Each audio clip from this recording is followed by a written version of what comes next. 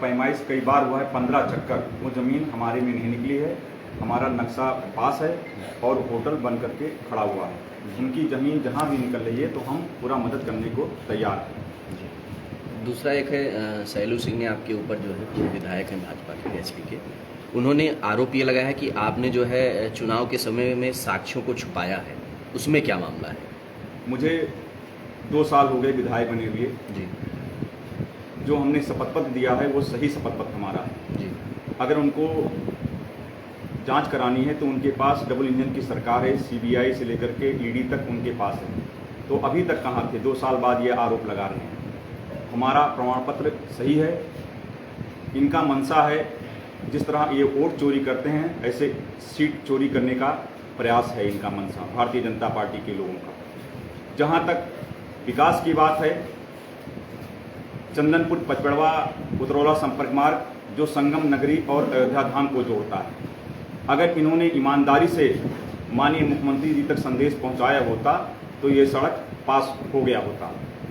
क्योंकि इनके जनप्रतिनिधि बलरामपुर जनपद के लिए कोई कार्य करना नहीं चाहते हैं, सिर्फ आरोप लगाना चाहते हैं। मैं एक उदाहरण देता हूं, मां पाटेश्वरी विश्वविद्यालय गोंडा बनने के लिए पास हुआ क्योंकि यहाँ के जनप्रतिनिधियों ने कोई मांग नहीं की। जब ये इस बात का पता मेरे स्वर्गीय पिता डॉक्टर एसपी यादव को हुआ तो चौथे स्तंभ को लेकर के और प्रबुद्ध नागरिकों को लेकर के उन्होंने सड़क पर आंदोलन किया और यह बात माननीय मुख्यमंत्री जी तक पहुंची तो उन्होंने उस विश्वविद्यालय को गोंडा से बलरामपुर ट्रांसफर किया। अगर इसी तरह उन्होंने उस सड़क का मांग ईमानदारी से की होती तो माननीय मुख्यमंत्री जी जरूर ध्यान देते। इसलिए इस सरकार का ध्यान आकर्षित करने के लिए कल 15 तारीख को हमने धरना प्रदर्शन का आयोजन किया है, जिसमें हमारे मुख्य अतिथि नेता प्रतिपक्ष आदरणीय माता प्रसाद पांडे जी उपस्थित रहेंगे। मुझे आशा है कि इस धरना प्रदर्शन के माध्यम से ध्यान आकर्षित करेंगे, मुख्यमंत्री जी बजट अलॉट करेंगे, जिस तरह धरना प्रदर्शन के माध्यम से मां पाटेश्वरी विश्वविद्यालय बलरामपुर आया था। पूर्व विधायक का कहना है कि धरना काम उनका है लेकिन धरना प्रदर्शन के माध्यम से अपना श्रेय आप लेना चाहते हैं। इसमें श्रेय की कोई बात ही नहीं है, इसमें विकास का मुद्दा है। 2022 में मेरे पिताजी विधायक बने, पिपरिया जमुनी में राजकीय इंटर कॉलेज 2016 में बनना शुरू हुआ था, इनकी सरकार आई बनना बंद हो गया। तब मेरे पिताजी विधायक हुए तो उन्होंने सदन में इस बात को उठाया। आज वो राजकीय इंटर कॉलेज पिपरिया जमुनी बन करके तैयार हो गया है, वो विद्यालय इस सत्र में चालू होगा। मनकौरा में प्राथमिक स्वास्थ्य केंद्र खुला, मेरे पिताजी ने जब सदन में स्वास्थ्य विभाग ने उठाया तो वो खुला। बीरपुर में चले जाइए, प्राथमिक स्वास्थ्य बन करके तैयार हो गया, वो प्रारंभ हो गया है। अगर इनके अंदर ईमानदारी होती तो विष्णुपुर टंटनवा से मंदिर तक जो अधूरा सड़क था 5 साल तक, वो सड़क आज बन करके मंदिर तो जाता है शिवगढ़ धाम को। तो इनका कहाँ है? कहीं कोई इन्होंने अगर मांग रखी होती तो ये काम जो अधूरे थे पूरे होते कि नहीं होते। मेरे पिताजी जब विधायक बने उन्होंने सदन में उठाया, मैंने भी उस सदन में उठाया पॉलिटेक्निक विद्यालय। आज वो फिर पुनः निर्माणाधीन अवस्था में है, हो सकता है अगले साल पॉलिटेक्निक बन करके चालू हो जाए। तो आप देखते हैं जनपद बलरामपुर में 2 महान विभूतियों को भारत रत्न दिया गया, लेकिन अगर 3 उद्योग इस मंडल में लगे तो मेरे नेता श्रद्धेय मुलायम सिंह यादव के माध्यम से लगे। राप्ती का पुल माननीय अखिलेश यादव जी के समय बना, कहाँ है इनका विकास?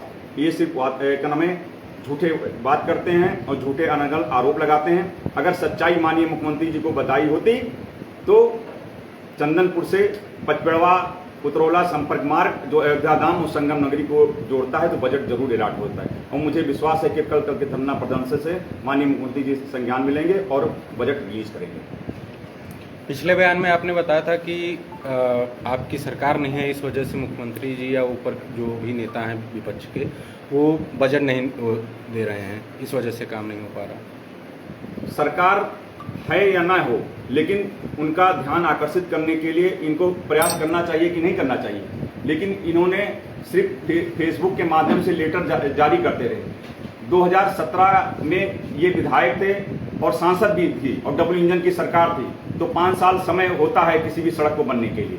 अगर उनके अंदर घटी का जो है इसमें मुद्दा पीडीए है, और आप ही के शासन, मतलब आप जैसे गैसड़ी में विधायक हैं और आपके शासन में यहाँ की एक दलित महिला दर दर भटक रही है जमीन को लेकर। मित्रा गौतम का जहाँ भी जरूरत पड़े हमें आप आवाज़ देंगी, मैं उनके साथ खड़ा हूँगा। जहाँ भी वो पैमाइश होगी हम उनके साथ हमेशा खड़े हैं। पैमाइश 10 चक्कर हुआ लेकिन वो ज़मीन हमारे में नहीं निकलती। बाकी उनका ये भी कहना है कि आपके द्वारा, मतलब आपके लोगों के द्वारा उन्हें डराया धमकाया जा रहा है। ये अनगल आरोप है। हम किसी को कभी भी धमकी नहीं देते हैं, और खासकर महिलाएं इस देश की आबादी हैं। समाजवादी पार्टी के लोग हमेशा महिलाओं का सम्मान करते हैं। जैसा कि आप जानते हैं, समाजवादी पेंशन राष्ट्रीय अध्यक्ष अखिलेश यादव महिलाओं जी के नाम से किया, और एम्बुलेंस अगर प्रसव के लिए महिलाओं के लिए व्यवस्था की तो माननीय राष्ट्रीय अध्यक्ष अखिलेश यादव जी ने। विधायक जी, एक आखिरी सवाल है। इस बार जब मुख्यमंत्री योगी आदित्यनाथ बलरामपुर आए तो उन्होंने एक संकेत दे दिया कि गैसड़ी से सैलू जी का टिकट कंफर्म है, तो इसको किस तरह आप देखते हैं? कितनी आगे ये के उनके चुनाव पार्टी का अनुमति मामला है, वो जाने। आपके चुनाव पे इसका क्या फर्क पड़ेगा? हमारे चुनाव पे जनता निर्णय दिया है और जनता पुनः पीडीए परिवार के सदस्यों को चुनाव जिताएगी।